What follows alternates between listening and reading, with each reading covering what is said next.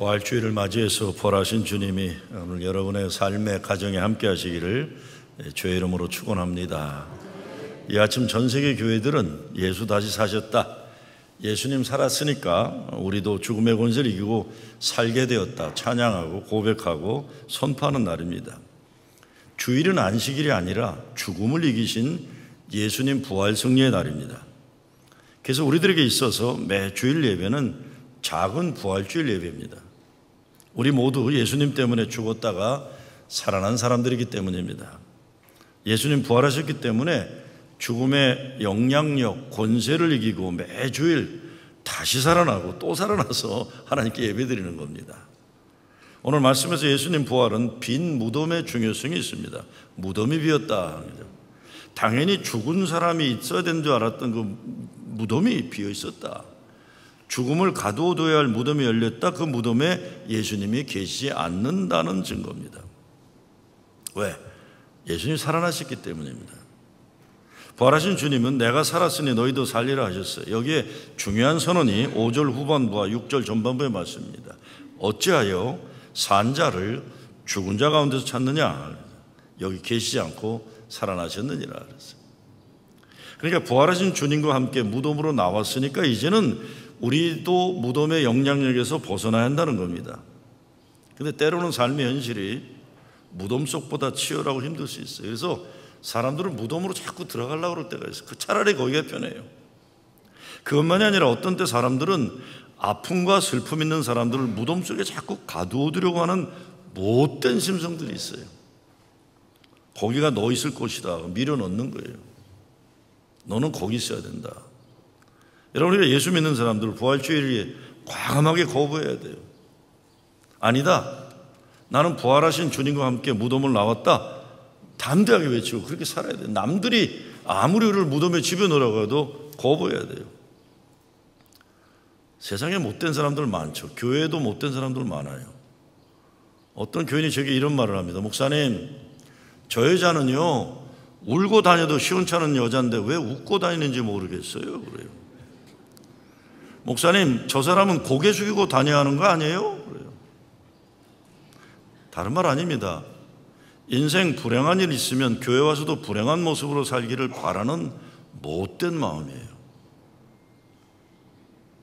남편 세상 떠난 여자가 웃는 것 보면 싫다는 거예요. 근데 가만히 보면 그런 사람들 마음속에는 나는 남편이 있어도 불행한데 저 여자는 없는데 왜 행복할까 이런 거예요. 꼴보기 싫다는 거예요.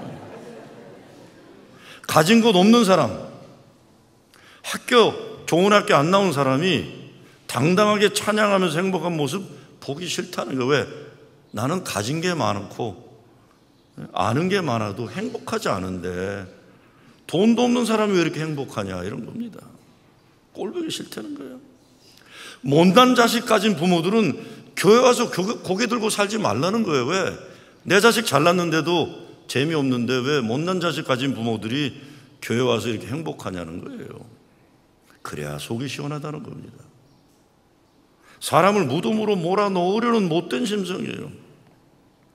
제가 가만히 보니까 자기가 행복하지 않은 사람들의 특징이 남 행복한 거 못 봐주는 거예요. 근데 교회에도 그런 사람들이 적지가 않아요.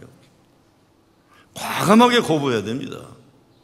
예수님 죽음 권세 이기고 사셨으니 나도 산다. 이게 산다. 너희들이 뭔데 나를 무덤으로 다시 집어넣으려고 그러냐? 사탄아 물러가라. 사도 바울은 빌립보 3장에서 그래서 내가 그리스도와 그 부활의 권능과 그 고난에 참여함을 알려하여 그의 죽으심을 본받아 어찌하든지 죽은 자 가운데서 부활에 이르려 하노니 라고 했어요. 영어로 보면 아주 강하게 표현되어 있습니다. I want to know Christ and the power of His resurrection. 사도 바울이 예수 그리스도 부활의 권능을 알고자 목말라 한다. 왜? 그 힘으로, 그 능력으로 죽음의 현실을 이길 수 있기 때문이고 순교의 길을 감당할 수 있는 거예요. 그분 예수 그리스도의 부활의 권능 때문에 우리가 오늘 살고 살아간다는 겁니다. 믿음입니다. 예수 부활은 믿음입니다. 이해하는 것이 아니고 믿는 거예요. 1800년도 초반 미국 대통령이었던 타머스 제퍼슨이 복음서, 사복음서를 재편성했어요. 자기가 가위를 가지고 신약 성경 가운데서 동정녀 탄생이라든가 부활의 이런 거는 다 오려내버렸어요. 그리고 이성으로 받아들일 수 있는 특별히 산상보훈 이런 것들 예수님 말씀 가르침 중심으로 남겨두고 다른 건 다 오려 붙여갖고 이것이 훗날 미국의 지성인들이 애용했던 제퍼슨 성경이라는 겁니다. 지성인들이 좋아하는 성경이에요. 그래서 그 제퍼슨 성경을 보면 예수님이 마국간에서 태어나는 이야기를 시작하고 예수님 십자가 달려 죽으시고 무덤에 갇히고 큰 돌이 무덤을 가로막는 것으로 끝납니다. 여기까지는 합리적이라는 거예요. 부활에 대한 내용은 가위로 오려낸 겁니다. 그런데 부활이 없는 기독교 이야기는 좋은지 모르지만 거기에 하나님의 신비하고 놀라운 기적의 역사는 불가능한 겁니다. 우리가 정말 예수 믿는다 하면 왜 사도 바울이 그리 강하게 예수 부활이 없으면 우리 믿음도 행함도 아무것도 소용이 없다라고 했는지 깊이 생각해 봅니다. 제퍼슨 얘기했지만요, 지성인들이라고 하는 사람들, 소위 자기들이 좀 지식이 있다고 하는 사람들의 인생도 인생에 큰 어려움이 없고 순탄하게 살아간 사람들 가지는 큰 교만이 하나 있어요. 다시 말씀드립니다. 자기가 지성인이라고 생각하는 사람들, 지식이 있다고 생각하는 사람들, 그리고 인생에 어려움 없이 살아왔다는 사람들이 가진 큰 교만이 있어요. 그거는 뭐냐? 합리와 이성으로 하나님을 집어넣으려고 그래요. 그 박스 속에. 자기들의 이성과 합리 속에 하나님을 박스 안에 집어넣으러 갑니다. 아닙니다. 저는 목회하면서 보면 수없이 작고 큰 기적을 봐요. 살아나는 기적들을 봐요. 사랑하는 기적들을 봐요. 불가능한 것 같은데 사람이 살아나고 사랑하는 거예요. 십자가 죽음은 너무 생생하게 눈으로 똑바로 목격했고 다른 사람들과 함께 경험한 부인할 수 없는 삶의 현실이에요. 역사가 공유한 사건이에요. 그러나 부활은 예수님 만나고 말씀 듣고 믿은 자들의 증거고 고백입니다. 그래서 부활은 이해되지 않아요. 그러나 하나님, 예수님 약속을 믿는 믿음을 가진 우리들에게는 영원한 사랑과 생명을 가능케 한 하나님의 역사입니다. 믿음입니다. 오늘의 우리 삶 가운데 일어나고 있는 사랑의 역사요, 살려주신 역사요, 살아가게 하신 역사입니다. 믿음이에요. 믿음으로만 이길 수 있어요. 몇 년 전에 인터넷에 암에 걸려 세상을 떠나야 하는 4살짜리 어린아이 이야기가 올라와서 4살짜리 애가 암에 걸린 거예요.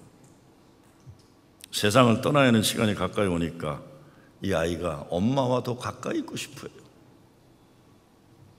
근데 이 아이가 말 한마디를 했는데 이것이 사람들의 마음을 울렸습니다. 이 4살짜리 어린아이가 엄마가 이렇게 말해요. 엄마, 나는 엄마가 말한 대로 천국 가는 거지? 내가 천국 가서 놀고 있으면 엄마가 나중에 와서 같이 놀 거지? 엄마가 약속했지. 엄마가 약속했지. 엄마가 약속했기 때문에 이 어린아이는 세상 떠나는 것을 두려워하지 않는 겁니다. 엄마가 약속했기 때문에 믿을 뿐이에요. 예수님 부활도 예수님이 약속하신 걸 우리 믿는 겁니다. 제가 신학교 때 신학생들을 지도한 일이 있어요. 한 3년간 미국 신학생들 지도하는데 특별히 특별 목회를 지도했습니다. 그래서 노인 목회를 했어요. 양로원 목회를 했는데 학기 말이 되면 가서 현장 조사를 해야 돼. 제대로 하는지. 근데 어느 흑인 50대 된 신학생인데 여자인데 제가 심사로 이제 그걸 가러 가니까 그때 제가 기껏해야 30대 중반이었어요. 난 선생님이고 자기는 학생인데 갑자기 내가 가니까 휠체어들을 쫙 모아가지고 한 방에 모아놔요. 근데 성경 공부를 한다는 거예요. 근데 양로원에 휠체어 탄 노인들이 고개를 다 기울이고 계세요. 근데 가는 날이 장날이라고 이 사람이 성경 공부 주제가 죽음에 대한 거예요. 죽음에 대한. 내가 이 아줌마도 정신이 나갔다. 이 노인네들 놓고 무슨 죽음 이야기를 하고 있나. 근데 갑자기 질문을 던져. 이 50대, 나는 30대 중반이었고 50대 학생이 그 노인들에게 이런 질문도 해요. 죽음이 두렵지 않느냐 이런 질문에서 질문도 그렇게 저런 질문을 던지냐. 진짜 정신없다 저 옆에 있나 생각했어요. 다들 이렇게 있는 거예요. 근데 갑자기 이 중년 여인, 흑인 여자가 백인 남자 프랭크란 남자인데, 프랭크, what about you? 그래. 넌 어떻게 생각하냐 그랬대. 근데 프랭크란 할아버지가 이렇게 고개를 숙이고 있어요. 근데 프랭크가 이렇게 얘기하는 거예요. 나는 죽음이 안 두렵다 그래요. 아버지가 나 어렸을 때 돌아가셨는데, 아버지가 돌아가시면서 내 손을 잡고, 프랭크 울지 마라. 아빠는 천국 가는데 너희 다음에 천국 오면 나 만날 거다. 그리고 자기가 중년에 어머니가 돌아가시는데, 어머니가 돌아가시면서 자기 손을 잡고 그러더래요. 프랭크, don't cry. 나는 천국 간다. 천국 가면 내가 네 아버지도 만날 거고 너도 나중에 오면 천국에서 만나자. 그러면서 이 프랭크라는 분이 이렇게 속았다 그래요. I believe my parents' words. 나를 사랑하는 내 부모가 나한테 거짓말했을 리가 없다. 난 엄마 아빠의 말을 믿기 때문에 나도 죽으면 천국 가고, 천국 가면 사랑하는 어머니 아버지를 만날 것이기 때문에 나는 죽음이 두렵지 않다. 저 정신이 하나도 없더라고요. 35살 나이 때. 야, 양로원에 있는 노인들 생각도 없고 의식이 없다고 생각했던 젊은 교수예요. 교수, 목사가 한 대 콱 묻어맞은 날이었어요. 저분들이 기운이 없고 생각이 없고, 그러나 살아있는 믿음은 그대로 살아있는 거예요. 약속을 믿는 거예요. 우리가 많이 부르는 윌리엄 게이드라는 사람이 쓴 살아계신 자란 복음송, 우리가 예배 후에 부르겠지만 마지막 송으로 이렇게 되어 있습니다. 주 하나님 독생자 예수 날 위하여 오시었네. 근데 후렴 부분은 어떻게 되어 있습니까? 살아계신 주 나의 참된 소망, 걱정 근심 전혀 없네. 오 나의 주 날 용서하사 영원한 생명길로 날 인도하셨네. 영어 번역의 원문은 이렇게 되어 있어요. 그가 살아 계시니 나는 내일을 맞이할 수 있네. 그가 살아 계시니 나의 모든 두려움이 사라지네. 내 주님이 나의 미래를 주장하심을 나는 아네. 그가 살아 계시기에 내 인생은 살만한 가치가 있네. 내 인생은 살만한 가치가 있네. 눈과 마음을 열고 보면 여러분의 삶 가운데 예수님이 다시 사셨기 때문에 일어나는 사랑과 생명의 역사들이 있을 거예요. 요즘처럼 살기 어려울 때 여기저기 들여다보면 죽음의 가능성들이 도처에 숨겨져 있습니다. 그런데 그런 어려운 현실 가운데서도 하나님의 사랑, 예수님의 은혜 때문에 살아 일어나는 생명과 사랑의 부활의 역사들이 계속 일어나고 있는 것도 볼 수 있는 겁니다. 같은 어려움, 같은 죽음의 골짜기를 지나가는 삶의 현실에서도 일어나고 살아나고 사랑하는 부활의 역사들을 보면 얼마나 감사한지 모릅니다. 오늘 말씀은 예수님 돌아가시고 슬픔에 빠졌던 여인들이 예수님 부활의 소식을 듣는 내용입니다. 큰 슬픔이 큰 기쁨으로 변한 거예요. 십자가에 달려 죽으신 예수님이 다시 살아나셨기 때문에 죽음이라는 모든 소망을 끊어놓는 사망의 권세에서 소망을 회복하는 거예요. 예수님이 약속하시는 그 말씀의 모든 것들이 진리임을 확인하는 기쁨입니다. 옛날 우리 감리교인들은 모든 모임의 시작에 찰스 웨슬리가 만든 Oh for a thousand tongues to sing 이 노래 불렀어요. 만 입이 내게 있으면 그 있다 가지고 내 구주 주신 은총을 늘 찬송하겠네. 이게 우리 감리교의 18번 노래예요. 내 은혜로우신 하나님 날 도와주시고 그 크신 영광 널리 펴 다 알게 하소서. 부활은 생각하고 고민하는 내용이 아니라 찬양하고 믿음의 고백을 선포하는 겁니다. 그래서 오늘 우리는 예수 부활의 노래를 부르는 거예요. 주님께 영광, 다시 사신 주, 사망 권세 모두 이기시었네. 흰옷 입은 천사 돌을 옮겼고 누우셨던 곳은 비어 있었네. 주님께 영광, 다시 사신 주, 사망 권세 모두 이기시었네. 내 삶의 영광과 존귀를 돌리시는 하나님이 계실 때 내 인생의 진정 기쁨, 감사가 가능해요. 부활의 증거가 그런 겁니다. 자꾸 부활을 내 지식으로 이성으로 이해하려고 하면 어려워요. 부활은 노래하는 거예요. 사셨네, 사셨네, 예수 다시 사셨네. 오래전인데 아틀란타 교회 연합에서 이제 새벽 연합 예배를 드리는데 제가 섬기던 교회에서 새벽 연합 예배가 모였어요. 근데 어떤 때 연합 집회할 때 보면 가끔 그 마이크 잡는 기회가 쉽게 오지 않는 목사님들이 설교하는 날은 굉장히 길어요. 근데 부활절 새벽 예배인데 그 목사님이 1시간 동안 부활의 사실이라고 증명하는 설교를 하는 게 진짜 예수님 살아났다는 걸 자꾸 하는데 자다 깨도 똑같은 얘기하고 자다 깨도 똑같은 얘기하고 내 뒤에 있던 우리 교회 청년들이 참다 못해 한마디 하더라고. 야야, 저 아저씨만 못 믿나 봐 부활. 그래요. 저 아저씨만 못 믿나 봐. 우린 지금 믿고 예수님 부활을 찬양하고 기뻐하게 왔는데 저분은 자꾸 설명하는 거예요. 왜? 저 아저씨만 못 믿는 거 아니야? 그러는 거예요. 찬양하는 거예요. 고백하고 선포하는 거예요. 설교를 준비하다가 예수님 부활하시고 제일 먼저 하고 싶은 게 뭘까? 저는 항상 생각해요. 내가 예수님이면 원수 갚을 거예요. 나를 십자가에 죽게 한 모든 것들 살생부 만들어서 원수 갚을 때 예수님은 안 그러신 거예요. 갈릴리로 가세요. 갈릴리는 예수님 제자들을 모아놓고 하나님 나라 운동 시작한 첫사랑의 땅이에요. 여기서 막달라 마리아를 만나 사람 만들고 여기서 삭개오를 사람 만들고 병자들을 고치고 여기에 사람들을 가르치고 여기에 죽은 나사로를 살리고 사람들을 사랑한 그 땅으로 가신 겁니다. 더 이상 죽음으로 사로잡혀 있던 미움으로 가르쳐 있던 그런 역사가 아니라 다시 사랑과 생명의 하나님 나라 구원 역사를 위해 고향 땅 갈릴리로 가시는 겁니다. 오늘 우리들에게는 죽은 자들이 아니라 산 자들 가운데로 가셨다고 한 그 갈릴리가 무엇이겠습니까?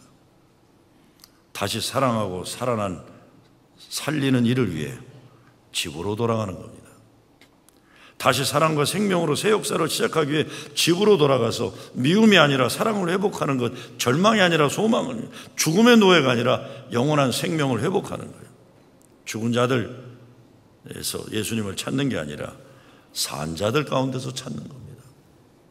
이제 더 이상 미워하고 죽이는 연습으로 세월을 버리지 않고 사랑하고 소망하고 생명을 위해 남은 인생을 투자하는 겁니다. 사람이 대단한 것 같이 보일 때도 있지만 자기 자신의 삶의 큰 아픔과 좌절을 경험하면 죽은 체험을 하게 되면 삶이란 것이 이론도 아니고 관념도 아니고 그냥 집으로 돌아가고 싶다는 거 하나를 소망하게 됩니다.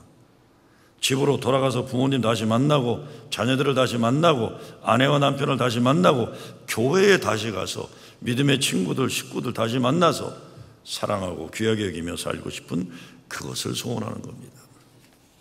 언젠가 우리 모두는 육신의 장막이 무너져서 육체의 죽음을 맞이하게 될 겁니다. 그런데 이제 우리에게 죽음은 의미 없는 끝이 아닙니다. 하나님이 우리를 만드신 거룩한 목적의 완성이면서 동시에 하나님 예비하시고 인도하시는 천국에서 시작되는 새삼 새 역사예요. 죽음을 두려워하는 삶이 아니라 영생을 소망하며 사는 거예요. 육신의 삶이 무너진 때고요. 제가 며칠 전에 고난주일 새벽기도 끝나고 내 방에 갔는데 이메일이 페이스북에서 메시지가 떠올랐어요. 오늘이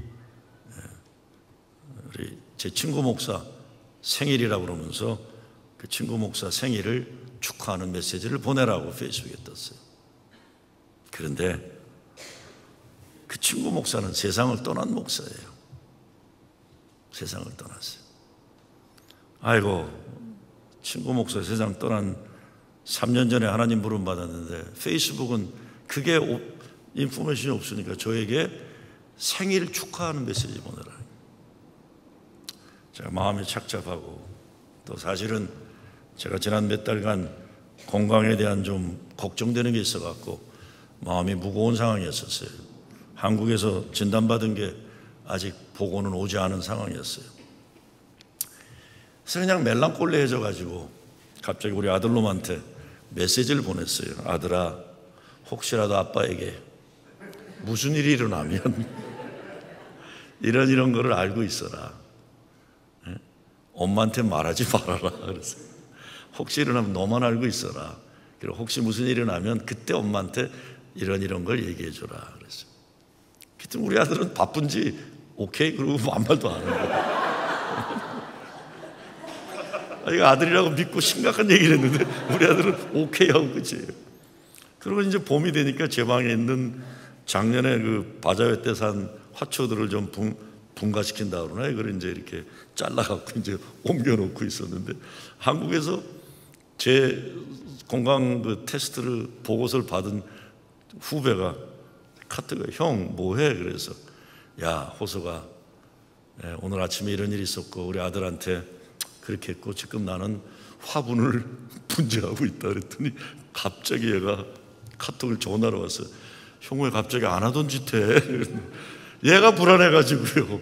그러면서 서울대학병에 나온 건강진단서를 보내면서 쓸데없는 짓 하지 마 그러고 보내왔더라고요. 쓸데없는 짓 하지 마. 죽지 않는다고 그러더라고요. 형 쓸데없는 짓 하지 마. 하던 짓 계속해 그러더라고요. 그런데 육신의 장막이 내가 원하는 때에 무너지는 게 아니잖아요. 알 수가 없어요. 그러니까 진짜 준비하면서 영생의 소망으로 가는 거예요. 겸손하게 살아야 되는 거예요. 이게 믿음이에요. 지금 내 손에 잡히고 눈에 보이지 않지만 예수님 약속하신 천국의 소망을 가진 사람들이 가지는 믿음, 부활의 소망이에요. 이제 우린 부활의 증인으로 살아야 하는 사명이 있는 거예요.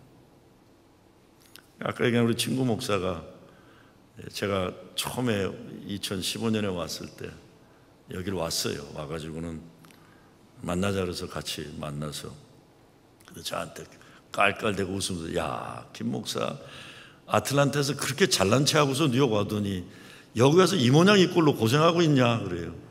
잘못 탔다고 그러고 다시 아틀란타 오라 와서 같이 살자 그러더니 그러고 본인이 떠나버린 거예요.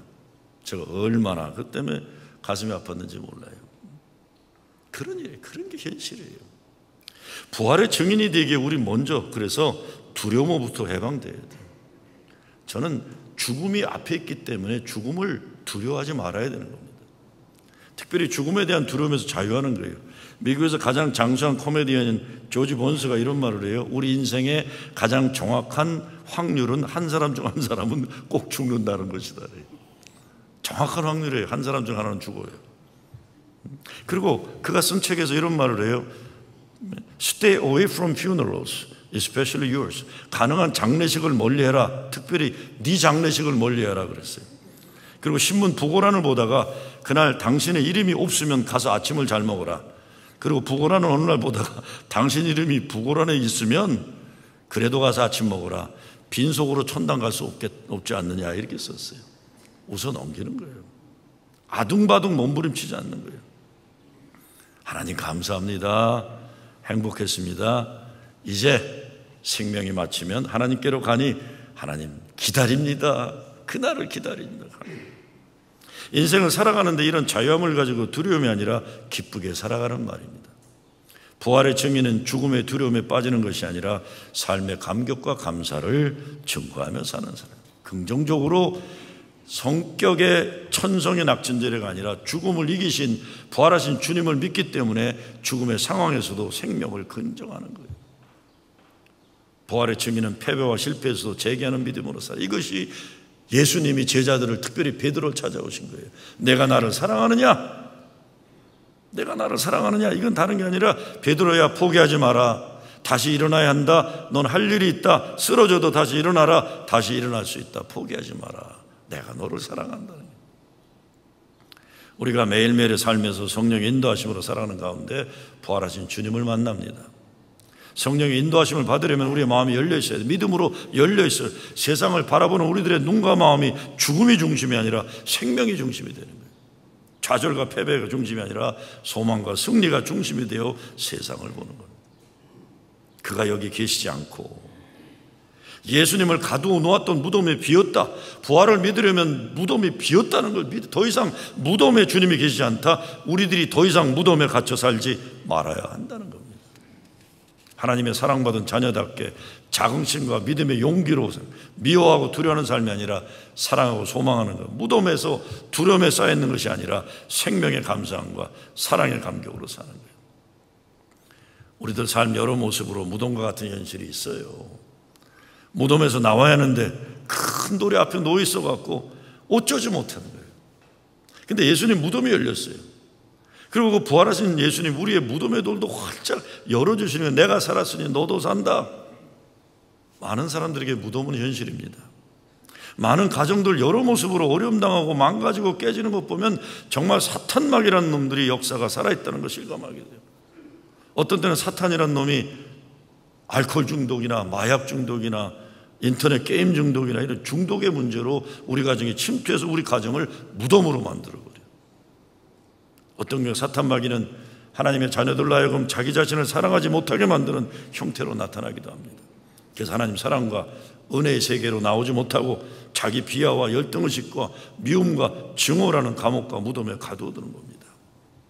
때로 무덤은 과거가 어떤 아픔이나 상처로 인해 그 인생의 한 발짝도 밝은 세상으로 나오지 못하게 돼요. 열려야 하는데 열리지 못하고 괴로움 가운데 어둠 가운데 살아가는 무덤들이 얼마나 많아요.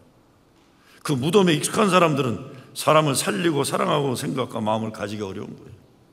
그래서 사랑해야 하는 사람들을 사랑하지 못하고 오히려 아프게 하고 파괴하고 때로는 죄 때문에 죄의 무덤이 있어요. 우리가 하나님 앞에 저지른 죄들이 우리를 감옥에 가두고 감옥에서 한 발짝도 못 나게 합니다. 근데 주님이 부활하시고 우리를 찾아오시는 거예요. 찾아오셔서 우리를 치유하시고 자유케 하시고 해방하시고 구원하시는 겁니다. 오랜 동안 듀크 대학 교목실장을 지내고 훗날에 알라바마 연예 감독을 지내고 은퇴한 윌리엄 감독이 어느 대학생에게 성경의 복음을 한마디로 말해보라고 질문을 했어요. 성경의 복음을 한마디로 말해버렸더니 그 학생이 이렇게 답하더랍니다. In the Bible it gets dark. Then it gets very, very dark. Then Jesus shows up. 이게 복음의 핵심이라는 거예요. 학생이 성경을 보면 세상이 아주 어두워지고 더 어두워지고 또 어두워지는데 예수님이 나타나신다. 이게 복음이라는 거예요. 죽음의 두려움에 쌓이는 제자들에게 나타나시고 죄의식에 가득한 제자들에게 나타나시고 모든 것이 무너진 현실에 좌절에 짓눌린 제자들에게 부활하신 주님이 나타나신다. 윌리엄 감독이 예수님 우리를 찾아오는 것에 대해 어떤 죽음을 앞둔 남자와의 대화에서 이렇게 의미를 부여합니다. 나는 죽음을 며칠 앞둔 그에게 기분이 어떤지 물었다. 두렵지 않느냐고 물었다. 그때 그는 두려움 아닙니다라고 말했다. 나는 예수님을 믿기 때문에 두렵지 않습니다. 그래요? 우리 모두 하나님 손에 있다는 걸 알기 때문에 미래가 두렵지 않고 소망할 수 있는 거죠. 나는 내가 목사이기 때문에 조금은 거룩한 목소리를 그에게 대꾸했다. 근데 그는 이렇게 말했다. 아닙니다. 나는 미래를 생각하기에 두렵지 않은 것이 아니라 내 과거의 경험 때문에 두렵지 않습니다. 내 인생을 돌이켜보면 수많은 실수, 예수님으로부터 떨어져 살았던 죄악의 날들, 내 뜻대로 함부로 살았던 시간들, 믿음에서 살지 못하고 미끄러지고 잃어버렸던 나날을 생각합니다. 그런데 그때마다 예수님은 나를 찾아오셨습니다. 예수님은 어떻게 해서라도 나를 찾으셨습니다. 내 앞에 나타나셨고 나를 붙잡아 주셨습니다. 나 자신이 나를 찾지 않았을 때도 예수님은 나를 찾아주셨습니다. 그분의 사랑은 죽음마저도 이기고 나를 찾아올 것을 난 믿습니다. 그래서 내 과거를 생각해 보니 죽음이 두렵지 않습니다. 예수님이 나를 반드시 찾아오실 것이기 때문입니다. 무덤에 있던 예수님이 무덤 문을 열고 부활하셔서 우리를 찾아오셨어요. 십자가 예수님 죽음이 너무도 크고 엄연해서 제자들 모두 더 이상 아무것도 할 수 없는 좌절에 놓여 있었는데, 그런데 예수님은 사랑을 포기할 수 없었던 여자 제자들이 어두울 때 무덤 찾았다고 성경은 말해요. 그들이 그곳에서 새벽에 보니 돌이 무덤에서 옮겨진 것을 발견했다. 때로 예수님 찾아가서 무덤 문이 열리게 하는 그것이 예수 부활의 증인되는 저와 여러분을 통해 이루어질 때가 있습니다. 우리가 그 일을 해야 되는 거죠. 제가 며칠 전에 여기 에스더하 파운데이션 기도해달라고 해서 갔어요. 작년에 갔을 때는 학생들인 줄 알았더니 작년에 보니까 학생들이 부모들이었어요. 올해는 더 많더라고요. 자녀들을 먼저 천국에 보낸 부모들이 어제는 36명이 있더라고, 그전에. 근데 거기서 일어나는 일이 이것이구나. 혼자 무덤에 살지 않으면 안 되는 아픔을 가진 슬픔의 사람들을 끌어내주는 사람이 있는 거예요. 같이 가자. 여기 있지 말고 같이 가자. 가서 아픔을 같이 이야기하고 같이 울고 같이 기도하고 같이 그 의미를 깨닫고, 그러면서 한 사람 한 사람 무덤에서 나와서 생명으로 또 그 사람이 다른 사람을 무덤에서 끌어내. 이것이 증인되는 겁니다. 부활의 증인들. 부활의 증인되는 거예요. 저도 그렇게 생각해요.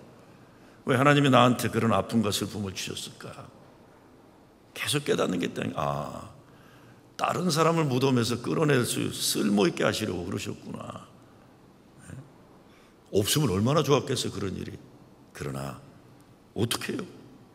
근데 깨닫고 보면 부활의 증인 되도록 하나님은 불러주셔서 다른 사람의 무덤에 있는 것을 같이 손잡고 끌어낼 수 있도록 쓰임받게 하시는 거예요. 오늘 부활의 메시지를 19세기 설교자 필립 브룩스의 말로 맺고자 합니다. 여러분 혹시 보스턴에 여행 가시면 카플리 스퀘어라는 다운타운에 가시면 거기 교회가 오래된 교회가 있는데 거기에 필립 브룩스 목사님의 동상이 있어요. 19세기 최대의 설교자예요. 그분이 이렇게 부활주일에 설교한 내용이 있습니다. 브룩스 목사의 설교예요. 여러분, 여러분에게 영생이 있음을 믿으시기 바랍니다. 부활하신 주님을 영접하시기 바랍니다. 그냥 그리스도가 사셨다 말하지 말고 그가 사셨으니 내가 살리라. 내 속에는 세상이 더럽힐 수 없고 세상이 지울 수 없는 부활 예수의 흔적이 있고 영원한 하나님이 내 속에 계시다. 이렇게 외치시기 바랍니다. 저도 같은 설교 말씀 마치고 싶어요. 우리 주님이 부활하시고 죽음을 이기신 주님이 사셨으니 여러분도 무엇이든지 절망해서 다시 소망하는 여러분 되시기를 빕니다. 포기하지 말고 다시 일어나는 거예요. 여러분 앞에 갇혀 있는 무덤의 돌이 굴러져서 활짝 열려서 영원한 생명, 부활 승리를 사는 여러분 되시길 주의 이름으로 축원합니다.